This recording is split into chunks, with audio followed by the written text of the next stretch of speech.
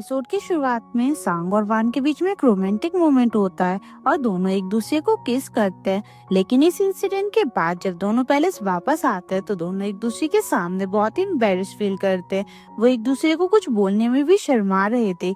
ऊपर से रात को सांग उनके बीच हुई किस को याद कर रही थी। उनके वे कॉन्ट्रैक्ट मैरिज है, फिर भी उसने वान को किस करने दिया। इस बात से वो बहुत ज्यादा परेशान हो गई थी। दूसरी तरफ वान इसी रोमांटिक मोमेंट को याद करते हुए स्माइल कर रहा था। उसे तो नींद तक नहीं आ रही थी। वो अब सांग के रूम में जाकर उसे आवाज लगाता है, पर वो एम्बेरसमेंट के चलते उसे कोई जवाब नहीं देती और ना ही रूम से बाहर आती है। अब अगले दिन सांग चुपके चुपके से ऑफिस जा रही थी ताकि वान से उसका सामना ना हो, पर वान उसे जाते हुए देखकर आवाज लगाता है, जिससे वो शॉक होकर गिरने वाली थी, पर वान उसे पकड़ लेता है। इस वजह से दोनों फिर से एक दूसरे के करीब आ गए थे। सांग की नजर तो वान के लिप से हट ही नहीं रही थी, पर किसी तरीके से वो खुद को संभालती है और वहाँ से ऑफिस चली जाती है। उसकी नर्वसनेस देखकर वान तो स्माइल करता रह जाता है। पर यहाँ पर सांग ऑफिस नहीं बल्कि चर्च गई कि फादर से अपने दिल की कन्विंस करने के लिए, क्योंकि उसे शक था कि कहीं वे फर्जिशनेस तो नहीं हो गई है, क्योंकि कल रात वह खुद वान के करीब आने से खुद को रोक ही नहीं पाई। सांग की ऐसी बातें सुनकर तो फादर खुद ही कंफ्यूज हो गए थे। वे उसे क्या ही एडवाइस करते, इसलिए वे चर्च से बाहर चली आती है, जहाँ पर उसकी मुलाकात इन से होती है। विन उसे चर्च से बाहर आने तक का वेट करने को बोलता है। सांग उसका वेट कर रही थी, तभी उसे वान का कॉल आता है, जो कि उसे वेडिंग प्लानिंग के लिए उसके साथ कहीं पर चलने को बोल रहा था। जब वह मिन की आवाज सांग के पीछे से सुनता है तो वान बहुत ज्यादा जेलस फील करता है और अकेले वेडिंग प्लानिंग के लिए चला जाता है। इधर मिन के सामने सांग वान की ही बातें कर रही थी, जिस वजह से वह भी काफी ज्यादा जेलस होता है। फिर जब मिन सांग को ऑफिस ड्रॉप करता है तो वो सांग को वान से ज्यादा अटैक होने से मना करता है, सिर्फ उससे पैसे और पावर को लेकर मतलब रखने को बोलता है। और सांग के हिसाब से वो वान से डिस्ट्रैक्ट नहीं होने वाली, उसे पता है कि वे क्या कर रही है। सांग ऑफिस के अंदर चली जाती है और हाई से ताइजो और हांदा के साथ अपनी मीटिंग फिक्स करने को बोलती है। बाद ह्यून को उसके नानी कुछ मैरिज डेट दिखाती है और उनमें से कोई एक डेट वान और सांग की शादी के लिए चूज करने को बोलती है। तभी वहाँ पर वान आता है ह्यून से मिलने के लिए, जिन्हें वे एक डेट सेलेक्ट करने को बोलता है, पर वान को कोई और डेट पसंद थी, इसलिए ह्यून अपने अंकल के हिसाब से ही उसी डेट पर अपनी मोहर लगा देता है। इधर सांग अपने वेडिंग ज्वेलरी की शॉपिंग करने के लिए गई हुई थी, जहाँ पर उसके भाई और भाभी भी पहुंच गए थे उसकी वेडिंग में शॉपिंग की हेल्प करने के लिए। इस दौरान सांग अपनी कंपनी के सभी शेयर्स ताइजू को देने की बात कहती है, जो सुनकर ताइजू और हांदा बहुत ज्यादा खुश थे। असल में इसमें भी सांग का एक प्लान था। उसे पता है कि ताइजू अपनी कंपनी नहीं संभाल पाएगा और घूम फिर कर उसकी कंपनी के शेयर्स उसके पास ही आएंगे। इस तरह उसके अपने भाई से किया हुआ वादा भी पूरा हो जाएगा और वह अपने फादर को भी दिखा पाएगी कि उसका भाई कंपनी नहीं संभाल सकता। सांग हाई के साथ किंग पैलेस जाती है अपने Korean traditional wedding dress try करने के लिए।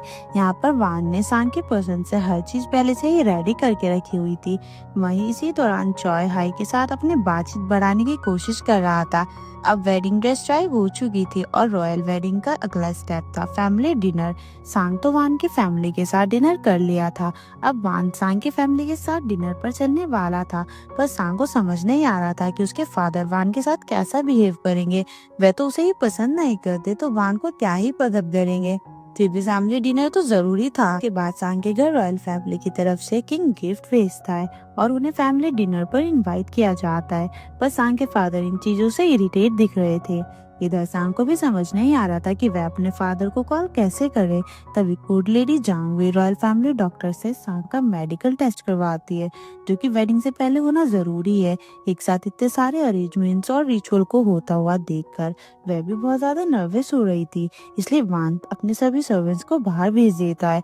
फिर सांग से उसकी नर्वसनेस की वजह पूछता है। अब सांग उसे उसकी तरफ इतने प्यार से देखने को मना करती है।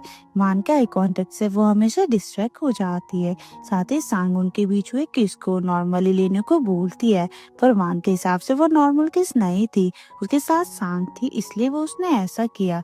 कुछ देर बाद वान अब रांग से मिलता है और उनके साथ उन्हीं दिनों को याद करता है जब रांग की शादी उसके भाई से हुई थी। तब अगर कभी वान रांग से नहीं मिल पाता तो वान एक छोटे भाई की तरह रांग को अपनी कंपनी देता। इधर सांग रात को वान को कॉल करने को सोचती है, पर वह कॉल नहीं कर पाती। वहीं वान अपने रूम में उनका मैरिज मैरिज कॉन्ट्रैक्ट पढ़ रहा था, जहाँ पर 3 साल बाद उनका डाइवोर्स होना लिखा हुआ था।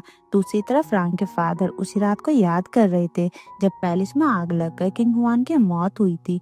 खबर मिलते ही वे अपनी बेटी रांग को संभालने के लिए गए थे, पर वहाँ पर उन्हें रांग से पता चलता है कि उसने अपने हस्बैंड को जान से मार दिया था। आग उसी ने लगाई थी ताकि हुआन वान को किंग ना बना दे। अगर वान किंग बन जाता तो उनका बेटा कभी भी किंग नहीं बन पाता।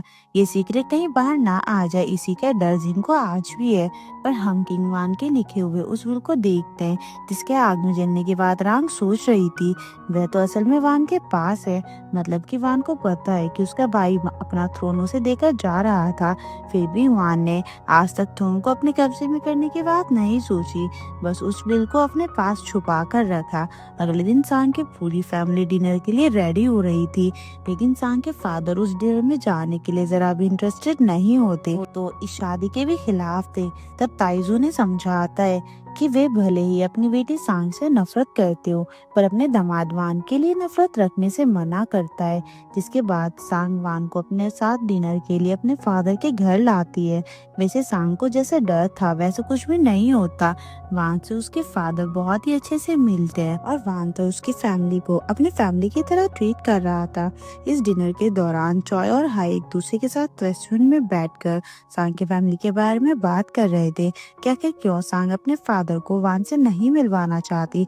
उसे डर था कि कहीं उसके फादर वान को बुरी तरीके से ट्रीट ना करे। उसी तरफ ताइजू वान से सांग से पहली मुलाकात के बाद पूछ रहा था, लेकिन डैड तो यहाँ पर वान को सिर्फ उनकी बेटी को प्रोटेक्ट करने के लिए बोलते हैं।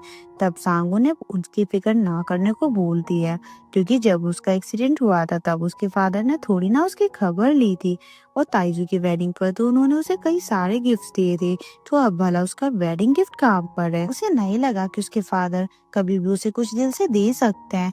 ये सब बोलकर सांग गुस्से में वहाँ से अपने रूम में चली जाती है, जहाँ पर वान उसे मनाने के लिए आता है। उसी टाइम सांग अपने ट्रॉफीज और सर्टिफिकेट्स को देखकर इमोशनल हो रही थी। उसने अपनी लाइफ में सब कुछ अचीव किया, पर उसे अपने फादर से कभी भी अप्रिशिएशन नहीं मिला। तब वान सांग को अपने दिल की बात बोलता है कि वह उसे लाइक करता है। सांग भले ही उसका दिल, उसका घर, उसकी पावर और पैसा सब ले ले, उसे कभी भी बुरा नहीं लगेगा। जो सुनकर वो स्माइल करने लग जाती है। फिर जब दोनों पैलेस वापस आ रहे थे तो वान उसका हाथ पकड़ने का सोचता है, पर उसकी हिम्मत नहीं होती। तभी सांग को मिन का कॉल आता है, जो कि सांग और वान से फैमिली डिनर की बात पूछ रहा था। कुछ देर बाद वान सांग को अपने प्राइवेट पैलेस में छोड़कर किंग पैलेस में रहने के लिए चला जाता है, क्योंकि शादी होने तक उन्हें अलग रहना था। अब सांग से सभी सर्वेंट्स फैमिली डिनर के बारे में पूछने लग जाते हैं, जिसकी कहानी सुनने के लिए सभी अपने इतना ज्यादा एक्साइटेड हो रहे थे कि उन्होंने खाना तक नहीं खाया था। इसलिए सांग उन सभी को लेकर एक रेस्टोरेंट में जाती है और उनके साथ गॉसिप करने लगती है। इस बीच रांग की स्पाई एरम खुद को उनके बीच लेफ्ट आउट फील कर रही थी, जो बात हाई और सांग नोटिस कर लेते हैं और उसे खुद ही खाना सर्व करते हैं। और इसी के साथ ये एपिसोड हमारा यहीं पे खत्म हो जाता है।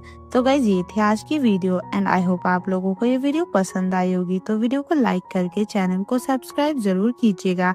आपसे फिर मिलते हैं इस ड्रामा के अगले एपिसोड में। तब तक के लिए गुड बाय।